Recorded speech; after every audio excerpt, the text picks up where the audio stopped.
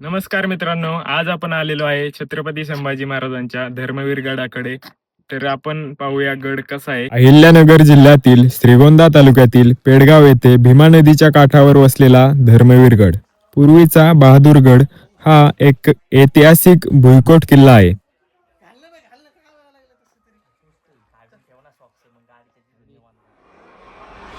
छत्रपती संभाजी महाराजांना कैद करून आणल्याच्या आणि त्यांच्या स्मृती जागृत करणाऱ्या या किल्ल्यावर प्राचीन मंदिरे, तटबंदी, सुशोभित वास्तू पाहायला मिळतात. हे ठिकाण ऐतिहासिकदृष्ट्या महत्त्वाचे आहे.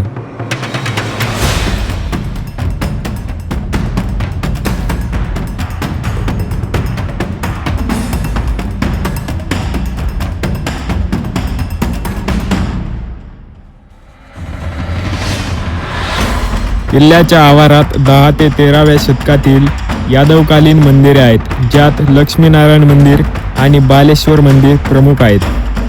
येथे मस्तानी महाल आणि काही मोडकळीस आलेले बुरुज आहेत.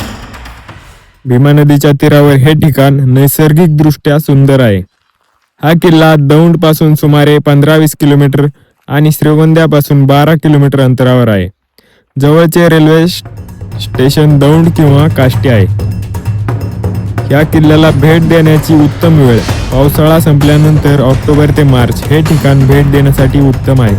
हा किल्ला सध्या बऱ्याच अंशी पडक्या अवस्थेत असूनही इतिहासप्रेमींसाठी एक महत्त्वाचे स्मारक आहे.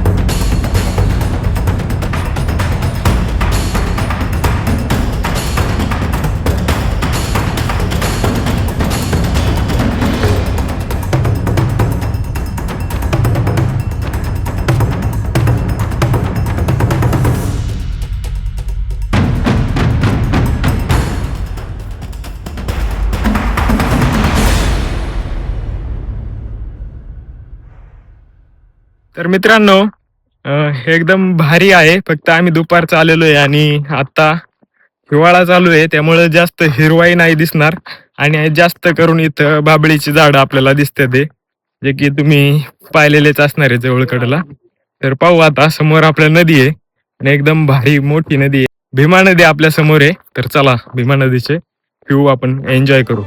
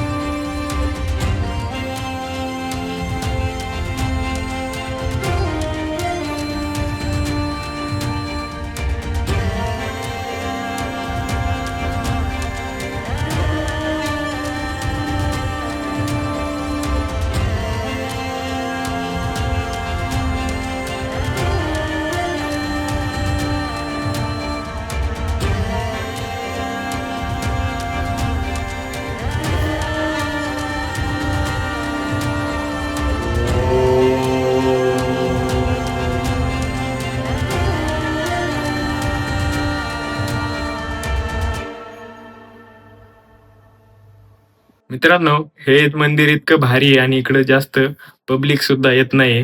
त्यामुळे इतकं शांत वातावरण आहे. तुम्ही पाहू शकता आणि ह्या ठिकाणी थोडंसं वेळ घालवा, 5 मिनिटं बसा. एकदम शांत आणि गार तुम्हाला जाणवणार आहे. इतिहास 13व्या शतकात देवगिरीच्या यादवांच्या काळात या भुईकोट किल्ल्याचे बांधकाम झाले. पांडे पेडगावचा भुईकोट असे त्याचे त्यावेळचे नाव होते. छत्रपती शिवाजी महाराजांचे आजोबा वेरूळचे बाबाजी भोसले यांच्याकडे हा भुईकोट मोकास देखभालीसाठी होता.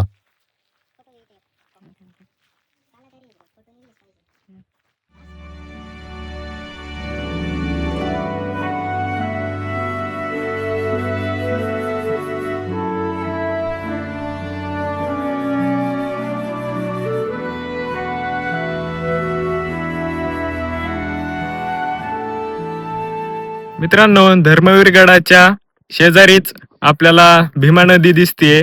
एकदम मोठी आणि लांबलचक नदी आहे आणि इतका भारी व्ह्यू आहे. फक्त आम्ही दुपारचं आलेलो आहे. सकाळचं सनराईज किंवा सनसेट पॉइंटच्या वेळेस जर तुम्ही आले तर तुम्हाला एक नंबर व्ह्यू भेटणार आहे. तर पहा, तुमच्या हिशोबाने प्लॅनिंग करा. आणि हे आहे पेडगावमध्ये श्रीगोंदा या ठिकाणी.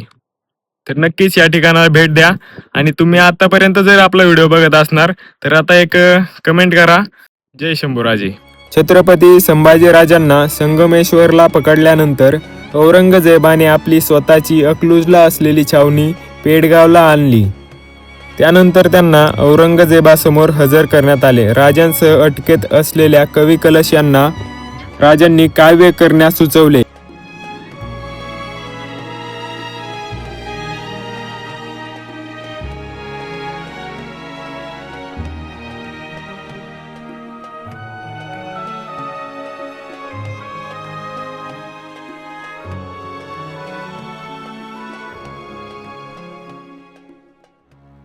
मित्रांनो, जसं की आपण छत्रपती संभाजी महाराजांचे शौर्यस्थळ आहे त्याच्या समोर येतो, तिथंच आपल्याला एकदम भारी मागच्या बाजूला नदी आहे आणि हा जो व्ह्यू दिसतोय ना, नाथखोळा, मित्रांनो आपल्या जवळपास आहे. श्रीगोंदा तालुक्याच्या पेडगाव गावामध्ये एक नंबर आहे हे. कवितेचा अर्थ, रावणाच्या सभेत ज्याप्रमाणे हनुमंताला बांधून आणले त्याप्रमाणे संभाजी राजास औरंगजेबापुढे उपस्थित केले गेले. हनुमंताच्या अंगाला सिंदूर शोभून दिसावा असे घनघोर युद्ध करून रक्ताने अंग माखले आहे. हे राजन, तुला शोभून दिसत आहे. ज्याप्रमाणे सूर्याला पाहताच काजव्याचा प्रकाश नाहीसा होतो, त्याप्रमाणे तुझे हे तेज पाहून औरंग्याने आपल्या सिंहासनाचा त्याग करून गुडघे टेकून नतमस्तक झाला आहे. त्यानंतर मात्र राजांना स्वराज्य हवाली करण्यास सांगितले. त्यालाही स्पष्ट शब्दात नकार दिला व ते स्वराज्य धर्मासाठी धर्मवीर झाले.